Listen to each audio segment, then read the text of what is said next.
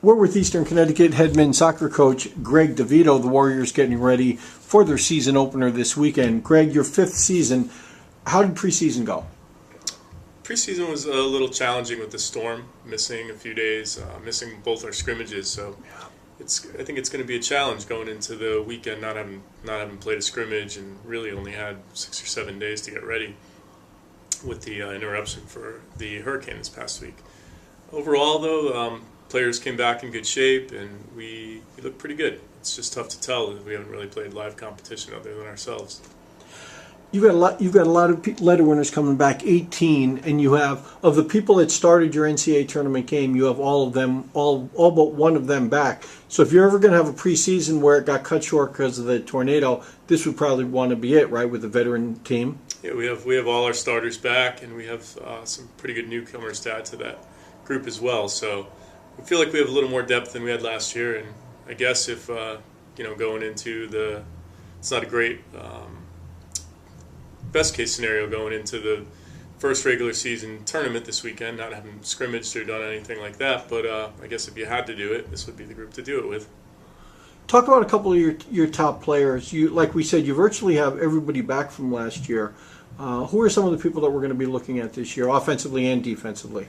I think John D. Casanova is returning in center midfield, where he started for us last year and hadn't really played that position much, but he's learned to play it, and he's done a great job, and starting to recognize that he's one of the best players on the team and one of the best players in the conference, and one of the best players in New England if he really wants to be, and he's starting to play that role better for us. So I think John's going to be huge for us. Carl Stensland coming in as a first-year player is going to be huge for us. He has got some good experience.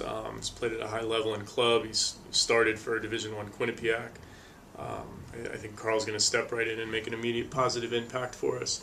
Obviously, Aaron Smiles coming back, holding down the defense in the back, four-year starter, is a nice calming factor to have on our team experience-wise.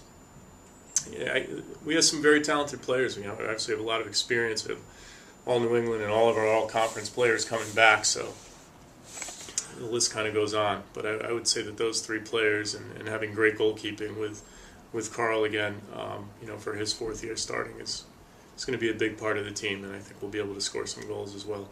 So basically what you're saying is you can't really, it's hard for you to pick out two or three guys that you're saying these are our key players, right? Chemistry and teamwork has really characterized your teams, correct? It is. It's hard to pick out. I think that the few players that I mentioned are, the ones coming back that probably have the most experience and are the most, maybe dynamic players we have in those positions. But we have a lot of obviously 11 starters coming back, and we have I think we have some options this year where in the past we haven't had the depth.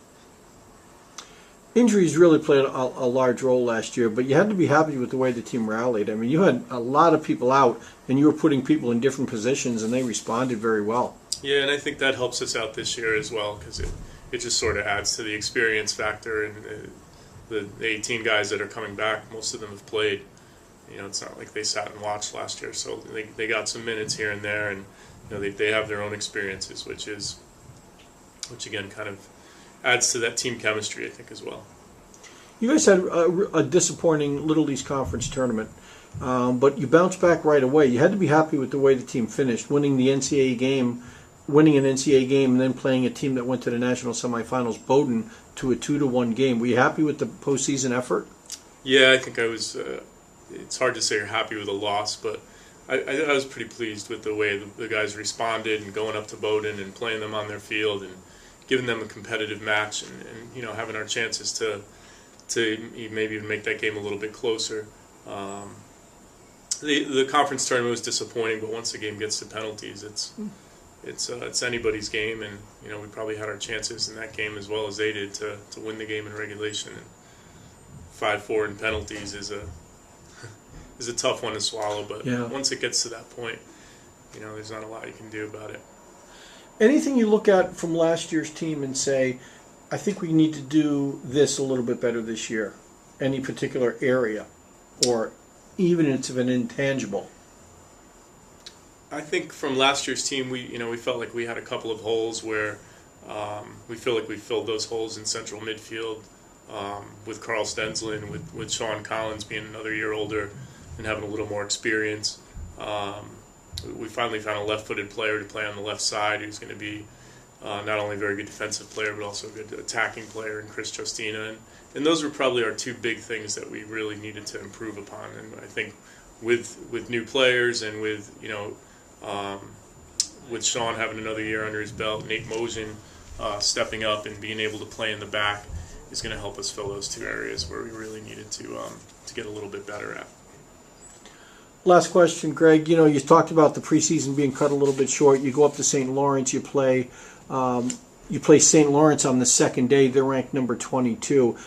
Are you comfortable with the team being where it's at in order to play in a tournament that competitive, that quick? Yeah, I think we'll be okay, and I think it'll be a chance for us. It's almost like our two preseason games. We're going to learn a lot this weekend, and that's why we do it. It's good team building. We get out of the area, we get out of region, play a couple of very good teams, and it really just gives us a chance to see where we stand going into the conference season and the games that we have left on the schedule. So Eastern Connecticut men's soccer opening up on Saturday. They're going to be playing at the Lotto tournament hosted by St. Lawrence University. They'll take on Clarkson University on Saturday, and then the host team, St. Lawrence University, on Sunday. Greg, thanks for your time. Good luck. Thank you.